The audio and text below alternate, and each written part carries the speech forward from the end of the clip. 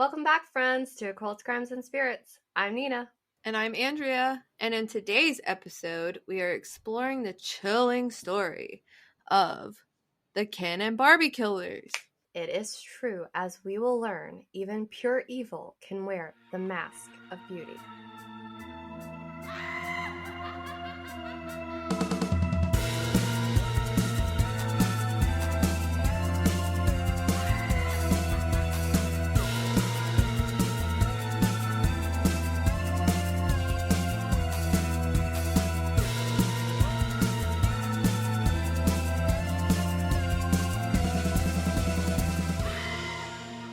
So, we were debating whether or not we should cover this one because it's been done a lot and we're trying to move into less covered stuff. But with the Barbie movie coming out and seeing all the advertisements and things that people have been doing to get ready for the Barbie movie, it kind of just got us thinking about this case, the Ken and Barbie Killers, and we're just like, screw it, let's do it. But also, because this case happened in the 90s and in Canada, maybe there are some of our listeners that actually don't know the story of bitch face Karla Homolka and her sick son of a bitch sweetheart, Paul Bernardo. Fucking fuck them. Fucking fuck them. That's a good way to put it. They're fucking sick. They are. Just wait, guys. Just wait. Yeah. So if by chance you haven't ever heard of them or don't know the full details, like maybe you've heard of the Ken and Barbie Killers, but you don't know all the details of the story, well, we are issuing a warning because we're not going to get into too much detail because, no, it's beyond disgusting. We're still going to be discussing things that involve rape and other really messed up shit, so just know that going in if you continue to listen. It's a rough one. It really We'll is. try to be gentle, but we can't control the actions of these two fuckers. But yeah, we're just the messengers. Yeah, for the victims. Their stories need to be told. Yeah. So, speaking of the Barbie movie coming out, I know the Barbie slogan is something like, "You can be anything," but I don't think murdering rapist is what they had in mind. Yeah, I don't think so either. Obviously, these two have nothing to do with the Barbie franchise, and they are the furthest thing from what you would think of when you think of Barbie. Yeah. Because, I mean, I loved Barbie growing up. Me I too. think she's awesome. I had the Barbie Jeep. I had Barbie dolls. Yes. Barbie Dream House. Yeah, I had. Yeah. All the accessories and everything. Yes. So Barbie was meant to be a good symbol. And, I mean, she had 200 jobs. She ain't afraid to work, bitch, you know? Yeah. She's out there getting it. Barbie was a badass. So, she represents so much for young girls. It's kind of annoying that the media dubbed Karla and Paul as the Ken and Barbie Killers. And I get it. They earned the moniker because they were very beautiful, just like Barbie and Ken on the outside. But on the inside, Nah, different story. Behind closed doors, some dark shit was brewing. Meet Paul Bernardo, obsessed with earning that 6-figure salary. He was charismatic with a magnetic personality, but he was also a master manipulator and an expert at charming his way into people's lives. I'm pretty sure we've all met a Paul Bernardo before. Yeah. Well, maybe not quite like this one. No, but manipulative. Yeah. Weasels their way in. And then there was Karla Homolka, a beautiful, intelligent young woman who possessed an air of innocence that captivated those around her. But like Paul, her true nature would prove to be far more sinister than anyone could have ever imagined. Yeah, Karla actually wanted to be a veterinarian, so she started working at this pet store when she was, I think, 15. And then a couple years later, when she was around 17, one of the pet store's biggest suppliers was having a convention in Scarborough, which is a nice suburban area in Toronto, about an 1.5 to 2 hour drive from where she lived, which was in St. Catharines. She went to the convention with a few other people from her work. Karla and another one of her girl coworkers that was around the same age actually roomed together. And after everyone else had retired to their rooms for the night, Karla and the other girl snuck down to the hotel bar. And there is where Karla ends up meeting Paul. Yeah, they should have just stayed in their rooms Yeah. and like none of the events that are about to occur would have happened. Well, the ones involving Karla and Paul, anyway. Yeah. Paul, who was like 23 at the time, was also at the hotel for some sort of like convention, something to do with work. He charmed Karla right away, and they went right up to his hotel room that night and got busy, if you know what we mean. Hanky panky. Mm-hmm. This all happened in October of 1987, and after they met, they became pretty inseparable, kind of, because they did live like 2 hours from each other, but Paul would drive down to St. Catharines and stay with Karla and her family pretty often, and her family loved Paul, and it just shows how manipulative and charming he was. Yeah. He started buying Karla lots of gifts, and they would have long phone conversations, write love notes. It was like a whole thing. But he kind of started controlling her a little bit. Like he started telling her how to dress, buying her the clothes he wanted her to wear. You know, he started being controlling with her. First red flag. Yeah, first red flag right away. But not everybody was seeing that. You know, Karla kind of kept that hidden at first. Yeah, Paul's upbringing was a little rocky, though. He was born to parents, Marilyn and Kenneth Bernardo. He was the youngest of 3 kids. His parents' marriage was not a happy one, and she only married Kenneth because her parents did not approve of the man she was really in love with. Kenneth was supposedly abusive to her and the kids. After Marilyn gave birth to a son and a daughter, she had an affair with her previous lover. It was during this affair that Paul Bernardo was conceived. Darn. Again. Could have been avoided. I know, if she would have stayed away. Yeah. But apparently, Kenneth was aware of the affair and he accepted it and raised Paul, even putting his name on the birth certificate because Bernardo, you know. Yeah, same last name. Yeah. But Kenneth had his faults as well. He was discovered to be a peeping Tom and he sexually abused his own daughter. No. Yeah, as well as another young girl. Ooh. Yeah. And Paul might not have been Kenneth's biological son, but the apple didn't fall far from the tree. Paul found out that Kenneth was not his real father when he was like a teenager. I think he was like 16 or something when they finally told him. And he was not happy with his mother. He called her a whore, and then she called him a bastard, and, you know, loving relationship.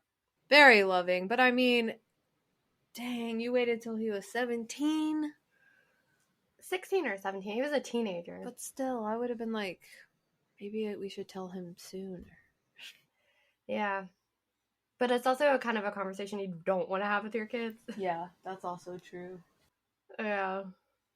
On May 4th, 1987, about 5 months before Karla and Paul met, Paul committed his first rape, a 21-year-old woman in the Scarborough area. 10 days later, on May 14th, Paul committed his second rape of a 19-year-old woman. Paul would often stalk his victims before raping them. He would even follow some of them home and watch them outside of their windows, like undressing and shit, like kind of like creepy Kenny. Yeah. His not biological dad. Creepy as fuck. Both of them. Yeah. And Paul even raped some of his victims right outside of their homes. Like, oh, that's so traumatic. Yeah. Like, then you're like thinking about that every time you go home because you have to pass that same area. Like, that's so awful. It's so fucked. Yeah, what else is fucked? By the time Paul met Karla, he had raped 2 young women and attempted to rape a third. After meeting Karla, the love of his life, supposedly. Yeah. She was supposedly the love of his life. But he didn't stop the rapes. He actually struck again on December of the same year like 2 months after meeting the love of his life, and committed 2 more rapes. And this is when the police like started to take notice that the cases were most likely connected and being committed by the same psychopath. Yeah. And so this is also when the media coined the term the Scarborough Rapist. And eventually the police would form a task force dedicated to finding the son of a bitch. Hell yeah. Raise hell, praise Dale. Raise hell, praise Dale. Am I right? Yeah. Karla Homolka was born to parents Carl and Dorothy Homolka in 1970. Unlike Paul, she was the oldest of 3 kids, had 2 younger sisters, Lori and Tammy. Her parents also had a rocky marriage, and at some point, Carl took on a mistress. Ooh. Well, apparently, Dorothy's response to his affair was not a divorce. Oh, no. She was like, hey, let's me, you, and your mistress have a threesome and then move on like nothing ever happened. Yeah, that's weird. That's so... Yeah, like who does that? That would not be what I would be doing. Hell no. I'd be like, divorce, alimony, child support. I want the house. Bye, Felicia. Exactly. But yeah, anyway, that, just remember that though, because it reminds me of Karla a little later. Okay. Yeah, so the Scarborough rapes continued on into 1988 and 1989, and Paul also had several attempted rapes go south because women fought back and they screamed and they got the attention of like neighbors or somebody nearby, and Paul would like flee, you know, so he didn't get caught. And he even stabbed one of his victims twice because she was fighting back, and he stabbed her once in her thigh and once in her buttocks. Oh, and she got stabbed in the ass. Stitches. Oh my god. She did, but she got away. She got away from him. 12 stitches in the ass. Fuck. Well, probably between like 6 and both 6 of the wounds. Yeah, I don't know the exact number. I wasn't the doctor, but yeah, like 12 stitches altogether. But I'm glad she was able to get away from him. Me too, crazy motherfucker. Mm-hmm. But anyways, on Christmas Eve, 1989, Paul and Karla got engaged. Gag. I thought you really burped. No, I was like throwing up in my mouth a little. Just 2 days before their engagement, Paul committed his 10th fucking rape. So after they got engaged, the rape still continued into 1990. Yes, and on May 26, 1990, Paul committed his 11th rape. This girl was able to get a good enough look at the bastard and was able to help police make a sketch of the Scarborough rapist. Let's go, girl. So the sketch, it was like he looked like the boy next door. He had like blonde hair, blue eyes, you know, like kind of like Ken. So this sketch was released a couple of days later and published in newspapers all over the area. And around this time, there were 2 tips called into police from people who knew Paul Bernardo and thought that he could be the rapist. Wow. Police kind of took their time, but eventually brought Paul in for questioning. As they always usually do. Yeah. But they eventually did. They brought him in for questioning, and they asked him, you know, hey, why do you think we're questioning you? And he admitted that he did resemble the sketch. And he then assured police that it was not him and offered up his DNA samples. Ballsy, that's risky. Man. Yeah, because he wanted to convince them that he wasn't the guy. So he's like, oh, well, yeah, take my DNA. Like, you don't believe me. So Paul charmed the police, and, you know, he left the police station. They didn't really have anything to hold him on, though, because they were just, you know, questioning him. They didn't have any, like, concrete evidence or anything other than those tips. And during this time, police had over like 100 suspects in the case. Like, they had over 100 DNA samples that they had to like send off to the lab, samples that they were sending off. This is going to be a 2-parter, so just so you know. But we're going to talk about the problem with the DNA testing in part 2. in part 2. Yeah, so we'll come back around to that. But just to know that they had a lot of samples to go A through. lot of suspects.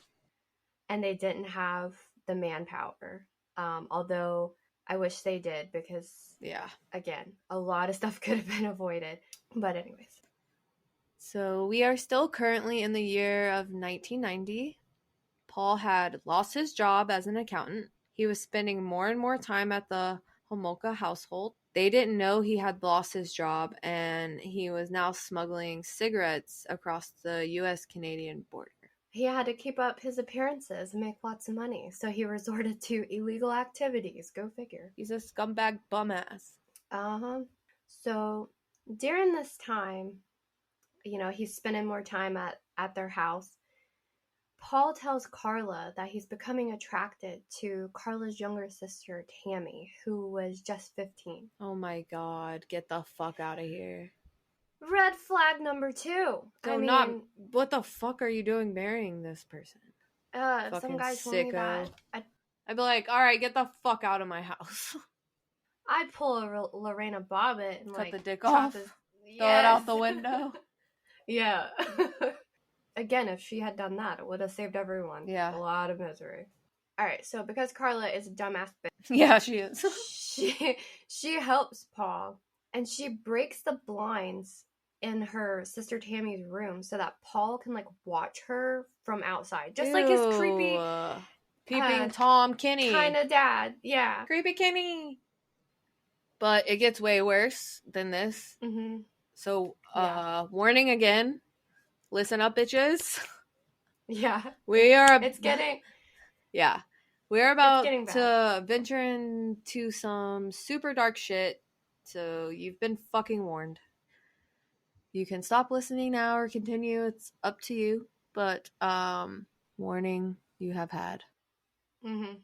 But Paul would also go into Tammy's room while she was asleep, and he would masturbate while he watched her. That's fucking weird. That's gross. That's even worse than, watching from outside. Yeah. She could wake up at any minute and, wake up to that. The thought of that just is as so a 15-year-old, even as a 31-year-old, don't be watching me sleep and jerking off. The fuck's wrong with you? Mm-hmm. Yeah. No one's gonna be like, oh, that's so romantic. Anyway. Red flag number 7. At some point, he took Tammy with him. Paul took Tammy with him to buy beer for some party or something like that. And him and Tammy got drunk and ended up making out with each other. Fuck. So, yeah. So he told Karla about it. And I guess Karla was, like her mom when she found out that her husband was having an affair. She was just like, okay, that's cool, I guess. And how are you okay with that? I don't think she really was. That had to eat her up inside. But I don't know. She just decides, okay, he's obsessed with Tammy. I think she thought, maybe him watching her and masturbating in her room while she slept was, would be enough. But he just kept on. Yeah. About Tammy. He wanted her, when fucking stop. No, and when they would have sex and stuff, he would make her pretend to be Tammy. Oh my sometimes. god! I don't know. It's really sick. So she. Yeah, Piper don't like it. Fuck Paul Bernardo. That's what Piper is saying. Yeah, Piper's like, I'll bite his dick off for you. Yeah. But Karla decides that she's going to give Tammy's virginity to Paul as a Christmas present. It was hers to fucking give. Yeah, it's not your virginity. You're not Tammy. Who the fuck are you, Karla? That's fucking fucked up. Ew. It really is. It's who thinks of that? That's why I'm Karla tried to play all innocent when all this stuff, when shit hits the fan, which we'll talk about in episode 2. She was not innocent. No. An innocent person doesn't think of that. An innocent person, go call the police. Go tell your parents who are in the same house. Kick him the fuck out of the house. Do not marry him. Yeah. But the reason she did this, well, maybe one of the reasons. I don't know why you would ever do that, but Paul was reportedly annoyed when he found out that he wasn't Karla's first. So since she wasn't a virgin, she decides, I'll give him my sister's virginity. That'll make up for it. Yeah, like, No. no. That's sick and twisted, bro. What is wrong with you? Yeah, if he doesn't like that you're not a virgin, he doesn't have to be with you. Like, he knew that going in. So at this point, Karla was now working at an animal clinic as a veterinary assistant. So she moved up from the pet store to an animal clinic. Moving on up. And this is where she was able to steal some kind of anesthetic called halothane. What the fuck? Yeah, according to the National Library of Medicine, halothane is a clear, heavy, and colorless liquid with a sweet and non-irritating odor. It has primarily been used clinically as an inhalation anesthetic and it has since fallen out of practice due to its side effect profile. It's basically an inhalant that puts you to sleep, and they used it a lot at the animal clinic. So on December 23rd, 1990, the Homolka family were all gathered at the Homolka house, and Karla and Paul were there, and pretty much everybody was drinking, and Tammy, she wanted to have a drink too because she was hanging out with her cool older sister and her older boyfriend, and she wanted to feel older, like we've all been there. We've all been a teenager and we were like, oh, we want to have a drink, Been there, done that.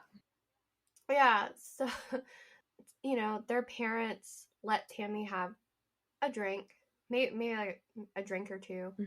And eventually the parents and the rest of the family like retired for the evening, went upstairs, leaving Tammy alone with Karla and Paul in the basement of the house where they all continued to drink.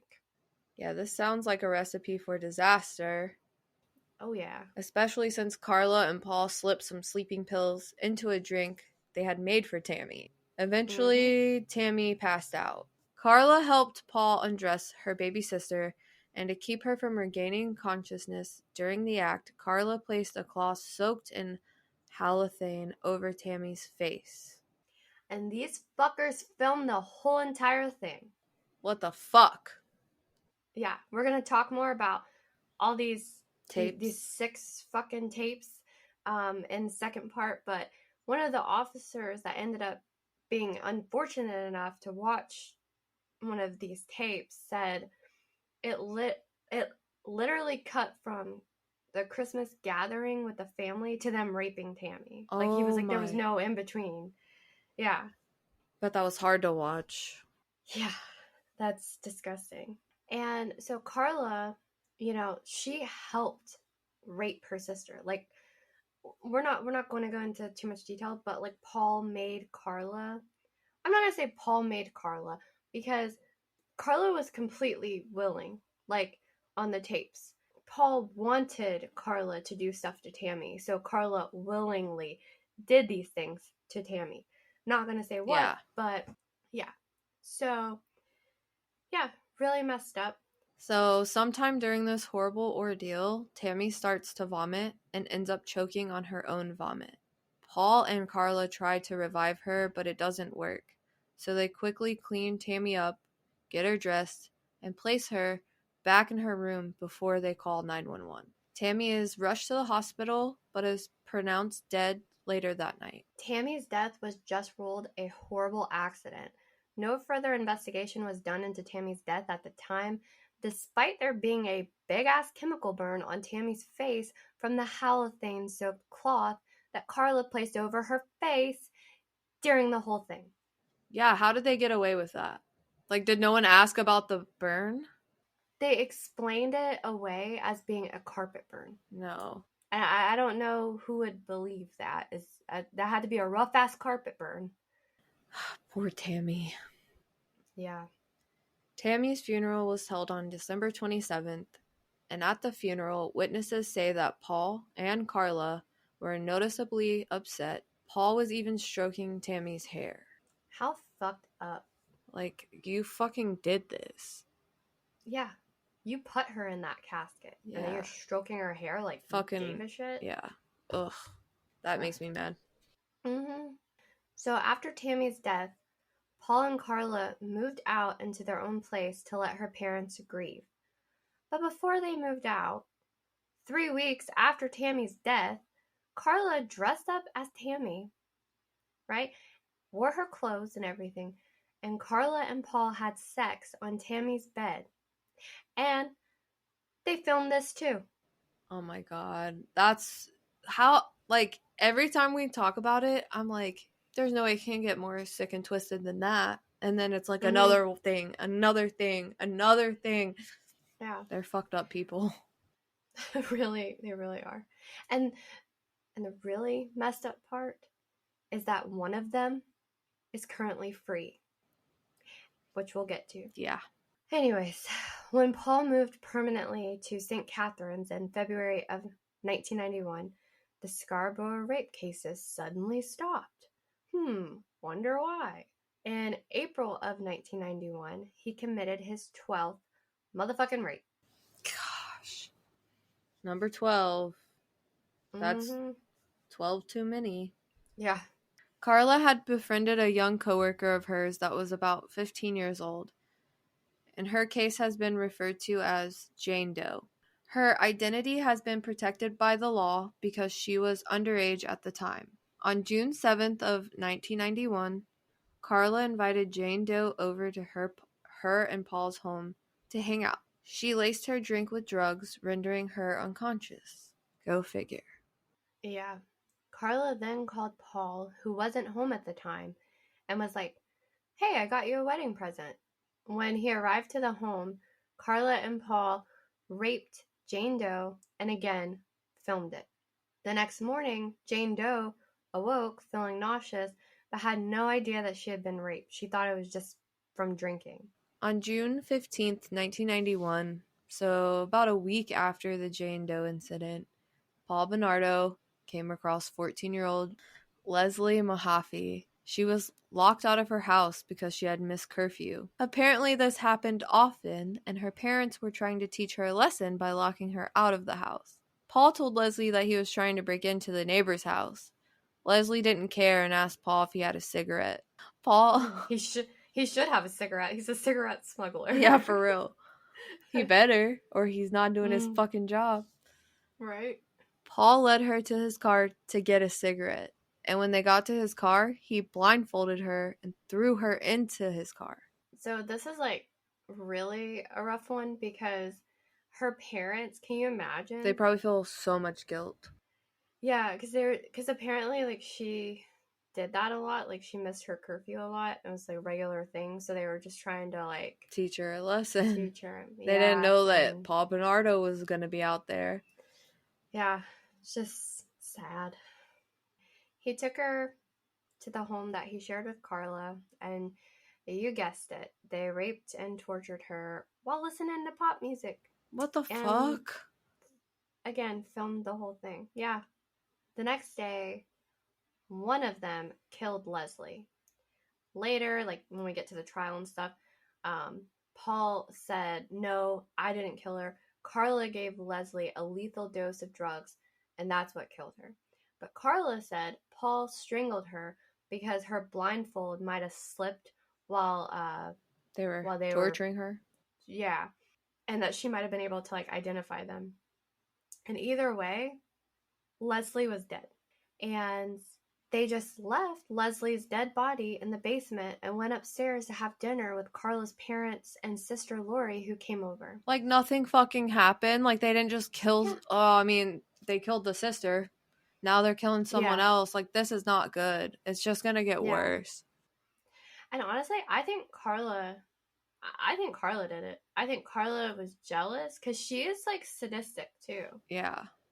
When everyone left, the pair decided to dispose of Leslie's body by using a circular saw to dismember her body and encase each piece in cement. Paul bought like 12 bags of cement from a local store and, like a true dumb criminal, kept the receipt, which was used later in his trial. Yeah. Fucking dumbass. Idiot. Well, he was an accountant at one point, so I guess he thought all receipts were important. Oh, yeah. Get money back on the cement that I put this girl's dead body in. Yeah, let me save this for my taxes. So after they dismembered Leslie's body, Karla and Paul dumped the cement blocks in nearby Lake Gibson. I would not And, want to go to that lake either. No. That's sad. What's up with lakes? They're Lakes scary. are creepy. Yeah. Yeah. So, obviously, Leslie's parents reported her missing, and the police thought, oh, well, she'll turn up. Like, she probably just ran away or something because, like, Leslie had, like, missed curfew and stuff before and kind of had been known to do stuff like that. So, asking for a cigarette and missing curfew, she seems like a rebel. Yeah. But her family was very adamant that something was not right.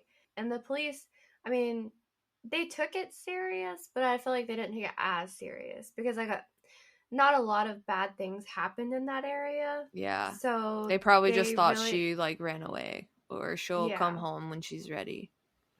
Yeah. But on June 29th, 1991, a couple of weeks after Leslie was abducted, it was Paul and Karla's wedding day. Fucking gross. How sweet. Yeah. You're like, how sweet. I'm like, fucking gross. Yeah. I was being sarcastic. I know you were. They had a lavish wedding near Niagara Falls, complete with a horse-drawn carriage and a fancy dinner. Aww. Karla's dress cost like $2,000, but it was horrible, as most wedding dresses were in the 80s and 90s. Yeah. Like the poofy shit. Yeah, the poofy sleeve shit. Shoulders and shit. Nah. Yeah. Like, one of the... Like, I love Princess Diana, but one of the worst wedding dresses I ever saw, I think, was her wedding dress. Oh my gosh. Calling Princess Di out like that. No, I love her, but her Princess dress D. like... Princess Diana. Yeah. I don't know why I just did that. Also, we should do an episode on her. We should. She was badass bitch. Yeah. So while Paul and Karla were entering into wedded bliss, a father and son were out on a fishing trip on Lake Gibson, and they spotted what looked to be a human foot encased in cement. And it was Leslie's foot. I can't imagine seeing that. Like, you're just, like, out there trying to have a good time, and then, like, what do you do happens? when that happens? Like, I'd freak I guess out. Call the police. Yeah, you but, have like, to. This is also, like, before cell phones. So yeah.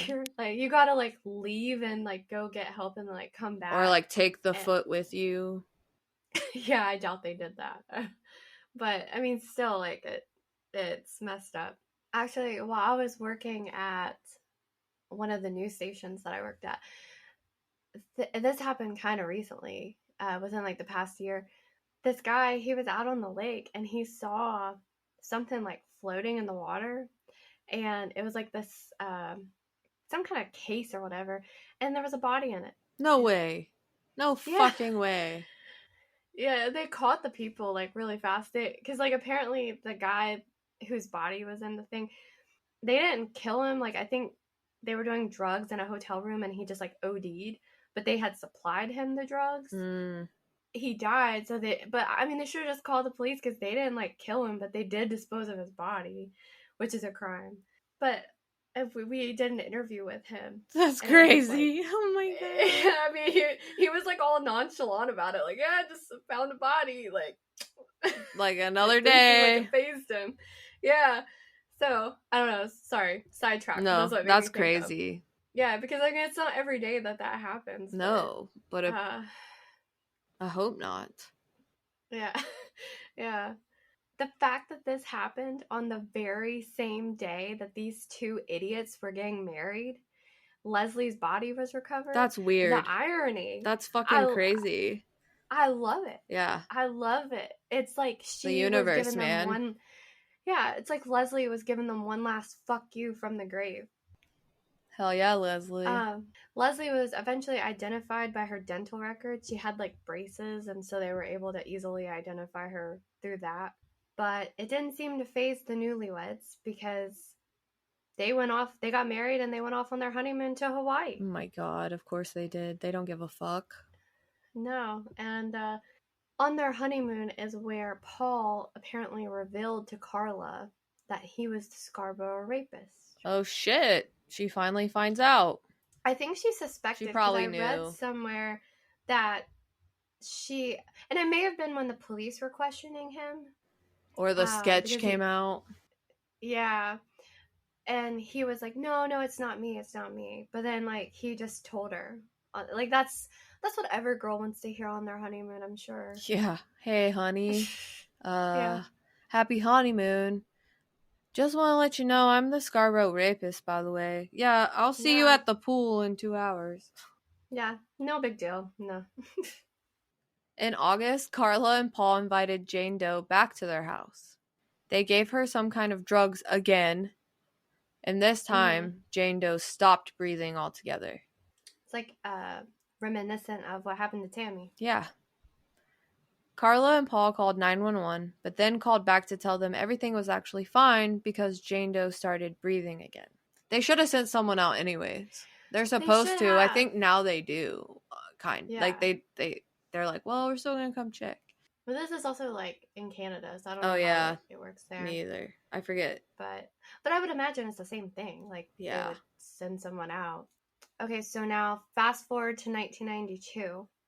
On April 16th, 1992, Paul and Karla went driving through St. Catharines, literally looking for some young girl to kidnap, when they spotted 15-year-old Kristen French walking home from her nearby Catholic high school. Karla and Paul pulled into this church parking lot, and Karla waved Kristen down, pretending like she was lost and like needed some assistance. So Kristen goes over to her, and like she gets out of the car and like pulls out a map. And when Kristen like kind of like goes in to look at the map, Paul comes up behind her with like a knife and forces her to get in their car. Oh, mind you, this shit went down in broad daylight in a church parking lot. So obviously they give zero fucks. Zero. Capital Zero. And so Kristen's parents immediately reported her missing because they knew how long it would take her to get home from school, and when she didn't show up, they just knew something was wrong. Yeah. And the police actually hopped right into action on this one because of what happened to Leslie the year before, and people were still on edge from that. So the police started canvassing the area, and they quickly discovered that there were witnesses. Yeah, they told police they saw what they thought were two people, a man and a woman, shove Kristen into their car and drive off. And in the church parking lot, police discovered a piece of the map that Karla was holding and one of Kristen's shoes, which police believe she kicked off at the last minute to leave behind some kind of evidence that she had been taken. That's smart. She was abducted right before Easter and was held hostage the entire Easter weekend by Karla and Paul. They tortured, raped, and videotaped her, as they do with everyone, it seems. Mm-hmm. Kristen, unlike Leslie, was never blindfolded, so it was assumed they always meant to kill her. Here comes more he said, she said bullshit. Mm-hmm. Paul said he went out to pick up some food for the three of them, and while he was gone, Kristen tried to escape. And so Karla beat her, and she ended up strangling herself because there was some sort of rope that was tied around her neck. But Karla said no, it was Paul. And she testified during the trial that he strangled her for exactly 7 minutes. What? Like yeah, that? How do you know an exact time? Do you set a clock? Like, do you know that because you rewatched the tape? Yeah. Well, they didn't film the murders. Oh. Yeah. Well, just we'll get the into fucked that. up shit. Okay. Yeah, just all the torture and the rape and stuff, so they could go back and rewatch it because they're sick fucks. But yeah, they didn't film the murders. Okay. Regardless of who did what, one thing was for sure: Kristen was sadly dead at the hands of these two monsters, and these two monsters just left Kristen dead, like they did with Leslie, in their basement, and headed over to the Homolkas for Easter dinner. Fucking psychopaths. They kill someone and then go to dinner. It's like weird. It's really weird. Fucked up. Yeah. On April 30th, 1992, Kristen's body was found nude in a ditch nearly an hour from St. Catharines, and her hair had been cut, Later, they learned that Karla and Paul had cut her hair to hopefully slow down them being able to identify her Yeah, body. they ain't just gonna look at the hair. They're probably gonna do dental and like fingerprints over hair. Yeah. Like, also, Kristen was missing. Her face was everywhere. Like, they were like when they found a young woman's body, they're gonna probably assume it's It's her. I her, mean, yeah. obviously they do have to go through the identification process, but like that's the first person they're gonna be trying to like match. So I mean, they're idiots. Yeah, Like, they but really are. we all know they're idiots Yeah. by now. So Paul, as we mentioned, Paul was very controlling of Karla. Like, there's the HBO, uh, right here. HBO Max docuseries. Yes, the HBO Max, or it's just called Max now, right? I think, I don't know. The I always Max, say the whole thing. yeah, the Max docuseries, the Ken and Barbie Killers, the Lost Tapes, I think is what it's called. This guy in the documentary, he was talking about how he went over to Paul and Karla's house one time, and he wanted a drink, and Karla was supposed to be getting him a drink, and she brought it out and just handed it to him in like a glass, and Paul slapped her and like then took her into the other room and like yelled at her because apparently she's supposed to serve drinks to their guests on a silver platter with like a napkin. Yeah, I think he even knocked the drink out of her hand. Like, Yeah. fuck this drink, go make another one and bring it out right. She definitely endured some abuse, but I mean, she could have left at any time. She was, and as we'll get into next week, she was a willing participant in this Yeah. stuff. Yeah. But him being controlling, it went from him just kind of being controlling and being an asshole to him beating her. Surprise, surprise. On January 6, 1993, Karla was admitted to the hospital after Paul beat her severely with a flashlight. Holy shit. The beating was pretty bad. There are photos that you can look at online if you Want feel so to. inclined to look them up. Yeah. Her eyes are so freaking bruised. Like they look like raccoon eyes. Like it's horrible. It really is. And like you kind of feel bad for her until you remember what she did. Yeah, you're like, oh wait, you deserve Yeah. much worse than this. But yeah, so Karla got admitted to the hospital and her parents like took her. They're like, okay, this is enough. You have to leave him. Yeah. And yeah, so that's where we're gonna leave off part 1. And stay tuned next week for what leads to their arrest, the trial, and the aftermath. AKA some juicy ass shit. We did the damn thing. See you next week. Yeah, thanks for listening. Stay tuned and stay spooky.